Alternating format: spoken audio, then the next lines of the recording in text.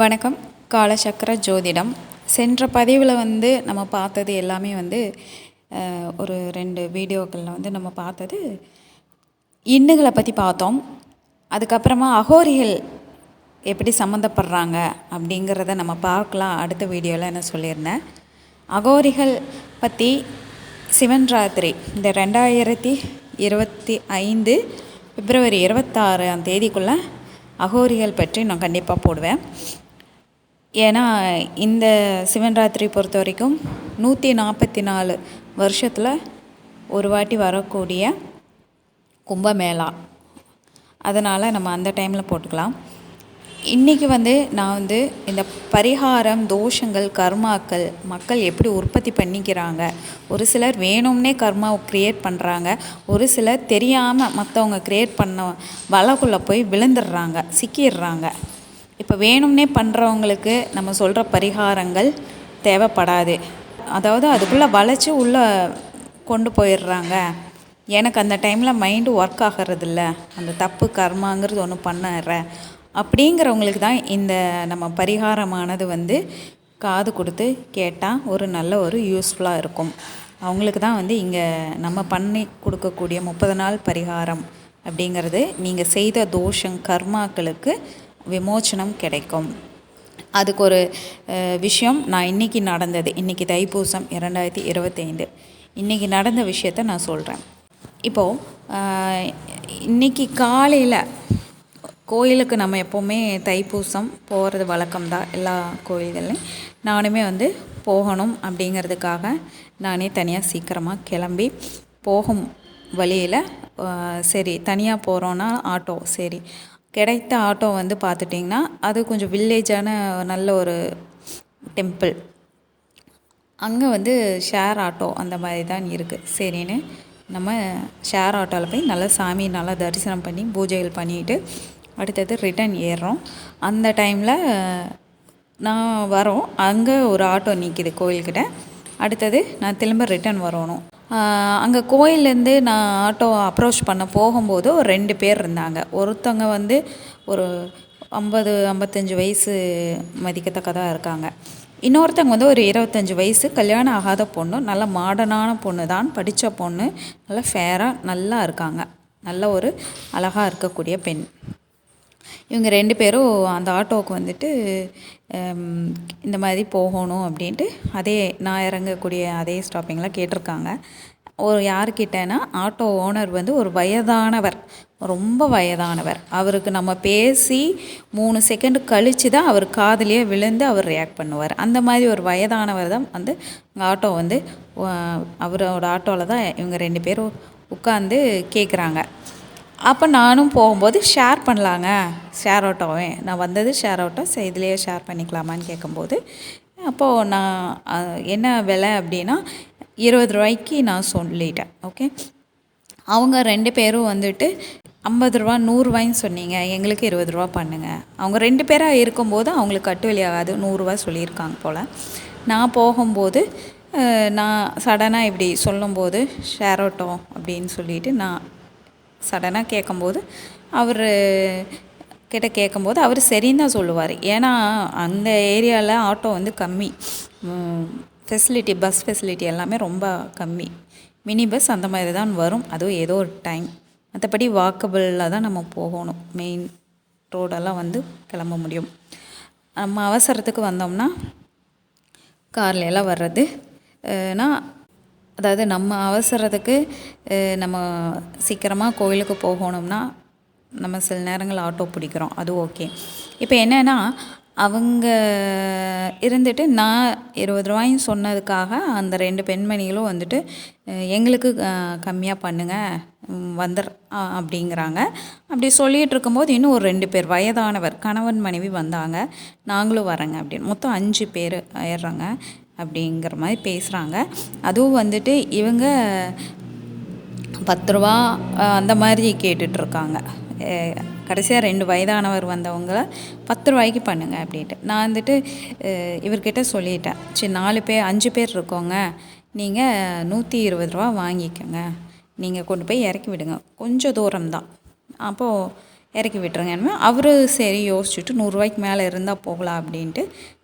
அப்போ தான் அவங்களுக்கு அது கட்டுவலி ஆகும். சரின்னு சொல்லிவிட்டு அவரும் சரின்ட்டு 120 வருதுங்க, நீங்கள் எடுங்க, நாங்கள் 20 கொடுக்குறோம் நானும் சொல்லிவிட்டேன்.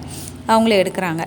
எடுத்துட்டு அவங்க என்ன நம்பிக்கையில் அந்த ஆட்டோ எடுக்கிறாங்க, 120 கட்டுவலி ஆகும் அப்படிங்கிறதுக்காக தான் கொண்டு போய் சேஃபாக நம்மளை இறக்கி விடுறாங்க. அந்த டைமில் இந்த என் கூட ஏறின அந்த 4 பேத்தில் அந்த வயதானவர்கள், ஆண் பெண், ரொம்ப வயதானவர்கள் இருப்பாங்க. அதில் அந்த பெண் அவங்க என்ன பண்ணுறாங்க, அந்த எனக்கு 100 இருக்குது, சேஞ்சு எனக்கு கொடுத்துருங்க அப்படின்னாங்க. சரி ஓகே, நம்ம 20 எடுத்து அவங்க கையில் கொடுத்துருவோம். அப்புறமா அவங்க மொத்தமாக சேர்த்து 120 அந்த பெரியவர் கையில் கொடுப்பாங்க அப்படின்னு நான் இருந்தேன். அப்போவே எடுத்து அவங்களுக்கு கொடுத்துட்டேன். அப்போ ஸ்டாப்பிங் வந்துடுச்சு. ஒரு 4 நிமிஷம் கூட கிடையாதுங்க, ஸ்டாப்பிங் 4-5 நிமிஷத்தில் வந்தாச்சு.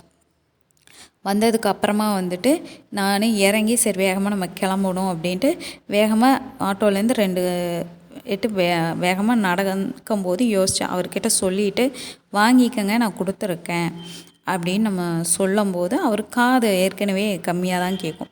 நான் 3-4 வாட்டி சொன்னதுக்கப்புறம் தான் அவர் எனவே திரும்புகிறாரு. ஏன்னா அவங்கக்கிட்ட எல்லாம் எவ்வளோ கேஷ் கொடுக்கணும்னு கேட்குறாங்க. அந்த ஒரு காது கேட்க அவருக்கு சரியாக அவர் காதில் விழுகாதான் பொறுமையாக அவர் அப்படியே கேட்டுட்ருக்காங்க. இவங்க என்ன பண்ணியிருக்கிறாங்க, 100 கொடுக்கறக்கு பார்த்துருக்காங்க. நான் அந்த பெரியவர்கிட்ட நான் 20 இவங்க கையில் கொடுத்துருக்கேங்க, என் காசோடு சேர்த்து வாங்கிக்கங்கன்னு சொல்லும்போது அந்த வெறும் 25 வயதே ஆன நல்லா படித்த பெண்ணு, நல்ல அழகான பொண்ணு, நல்ல சேரீயில் லக்ஷ்மி கலாஷ்டமாக வந்திருக்கிறாங்க. அந்த பொண்ணு 100 கையில் வச்சுருக்கு. கையில் வச்சுட்டு 100 கொடுத்தா போதும் அப்படிங்கிற மாதிரி கொடுக்குறாங்க. இந்தாங்க 100 அப்படின்னு. எனக்கு பயங்கர கோபம் வந்துடுச்சு. இப்போ அப்புறமா நான் எந்த வயதான ஒரு பெண்மணி இருந்தாங்கல்லங்க, ஒரு வயதான ஒரு கணவன் மனைவியில் அந்த அம்மா அந்த வயதான பெண் இருக்காங்கல்ல, அவங்கக்கிட்ட நான் உங்ககிட்ட கொடுத்த அந்த 20 கொடுங்க, நீங்கள் கோயிலுக்கு பாவத்தை பண்ணுறதுனால என்னையும் சேர்த்தியெல்லாம் பண்ண வைக்காதீங்க, அந்த 20 கொடுங்க அப்படின்னு சொல்லி நான் கேட்டுட்டேன்.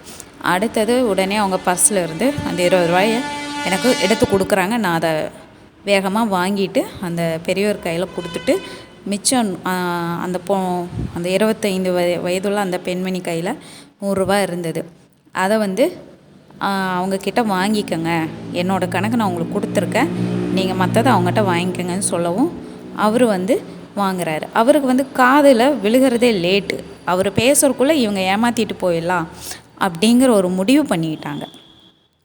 நான் எனக்கும் வேகம், சரி நம்ம இந்நேரமாக கிளம்பணும் அப்படிங்கிறக்காக இறங்கணுமே கிளம்ப பார்க்கும்போது இந்த விஷயத்த டக்குன்னு நான் நோட் பண்ணவும் அப்போவே நான் ஃபாஸ்ட்டாக அதுக்கு ரியாக்ட் பண்ணி அவங்கக்கிட்ட வாங்கி அவர் கையில் கொடுத்துட்டு அப்புறமா அவருக்கு அது சாட்டிஸ்ஃபைடாக 120 எல்லாம் கைக்கு வந்துடுச்சா இல்லையா அப்படிங்கிறத நான் பார்த்துட்டு தான் திரும்ப வந்தேன். இல்லை அவங்க அந்த 100 இன்னும் கம்மி பண்ணிடுவாங்களா அப்படிங்கிறதையும் நான் நோட் பண்ணேன்.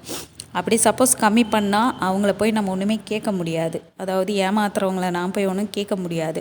அப்போ அந்த பெரியவருக்கு எக்ஸ்ட்ரா என்ன நம்ம கொடுக்கணுமோ அவருக்கு கரெக்டாக நம்ம கொடுக்கணும் அப்படின்ட்டு எக்ஸ்ட்ரா நான் கொடுக்குறதுனால கொடுத்துடலான்னு நான் இருந்தேன். அப்புறமா அவங்க அந்த 100 கொடுத்துருக்காங்க. இந்த மாதிரி நான் அதை பார்த்து என் கண்ணு முன்னாடி நடக்கிறத என்னால் சால்வ் எந்தளவுக்கு வேகமாக நான் சால்வ் பண்ணிவிட்டு அடுத்த விஷயத்துக்கு நான் வரேன் அப்படிங்கிறது தான் இந்த இடத்துல நீங்கள் நோட் பண்ணணும். ஏன்னா இப்போ கர்மா அப்படிங்கிறது அவங்களும் கோயிலுக்கு வந்தவங்க தான், என் கூட வந்தவங்களும் கோயிலுக்கு வந்தவங்க தான். அவங்க என்ன பண்ணிடுறாங்க, அந்த சதி திட்டம் அவங்க பண்ணிக்கிறாங்க, ஏமாற்றணும் அப்படின்னு நினைக்கிறாங்க. ஒரு 5 ரூபாயில் 10 ரூபாயில் ஏமாற்றணும்னு நினைக்கிறாங்க. அவங்க வேணும்னே நினைக்கிறவங்கள போய் யாரும் ஒன்றும் பண்ண முடியாது. என் நிலமையில் நீங்கள் இருக்கும்போது இது என்ன பண்ணியிருப்பீங்க, நீங்கள் என்ன பண்ணுவீங்க, சரி நம்மளுக்கு என்ன அப்படின்னு சொல்லிட்டு நம்ம தான் கொடுத்துட்டோமில்ல, இவங்க ஏதோ ஒன்று கொடுத்துட்டு போகிறாங்க, எனக்கு வீட்டுக்கு போகணும், எனக்கு அந்த வேலை இருக்குது இந்த வேலை இருக்குது அப்படின்னு நீங்களாக இருந்தீங்கன்னா என்ன பண்ண முடியும்? நீங்கள் ஒரு தப்பில் சிக்கி இருக்கீங்க, அந்த தப்பை சரி பண்ணாமல் போயிட்டீங்க. அப்போ அந்த வயதானவர் மனம் புண்படும். அவருக்கு அவர் பத்திரமா சேஃப்டியாக இத்தனை ரூபா கிடைக்கும், 120 ரூபா கிடைக்கும்னு சொல்லி தான் வந்து விடுறாங்க. அப்போது அவங்க மனசு, அவங்க வந்து முதிர்ந்தவர், அவங்க ரொம்ப முதிர்ந்தவர், அவங்க மனசு எவ்வளோ கனமாக இருக்கும். நம்ம வயதானங்காட்டி இப்படி ஏமாற்றிட்டாங்க அப்படிங்கிறது. அப்போது அந்த வேதனையை அவங்களுக்கு வச்சுட்டு போகிறோம். கோயிலுக்கு வந்துட்டு நீங்கள் வேதனையை வந்து இன்னொருத்தவங்களுக்கு பண்ணிட்டு போனீங்கன்னா உங்களுக்கு எந்த புண்ணியமும் கிடைக்காது. புண்ணியம் கிடைக்கலனாலும் தப்பு கிடையாது, தோஷத்தை பாவத்தை சேர்த்திடுறீங்க. அந்த 5 ரூபா 10 ரூபா இதெல்லாமே வைக்கிறது தான். அப்போ சரி பரவாயில்ல, இப்படி வேணும் செய்கிறவங்கள விட்டுருங்க. இந்த மாதிரி சிக்கலில் எனக்கு இந்த அளவுக்கு சமயோஜன புத்தி வர்றதில்லைங்க, எனக்கு அந்த மாதிரி டக்குன்னு நான் கிளம்பிடுறேன், ஆனால் என் மனசில் தோணுது அது தப்பு அப்படின்னு நீங்கள் நினைக்கிறீங்க. அதெல்லாம் தான் வந்து தோஷம் வந்து உங்களுக்கு அந்த சமயோஜன புத்தியை வந்து உங்களுக்கு கொடுக்காது. நம்ம முன்னாடி கண்ணு முன்னாடி நடக்கிற தப்பை அப்போவே நம்ம சரி பண்ணணுங்கிற அந்த சக்தி வந்து உங்களுக்கு கொடுக்காது. அந்த தோஷங்கிறது அந்த சக்தி வந்து உங்களுக்கு கொடுக்காதங்காட்டி தான் நீங்கள் தப்புக்குள்ளே நிறைய இடங்களில் சிக்கிடுறீங்க. இன்னும் தோஷத்தோட வெயிட்டேஜ், அந்த பாவக்கணக்கை வந்து நீங்கள் மூட்டைகள் ஜாஸ்தியாக சுமக்க ஆரம்பிச்சிடுவீங்க.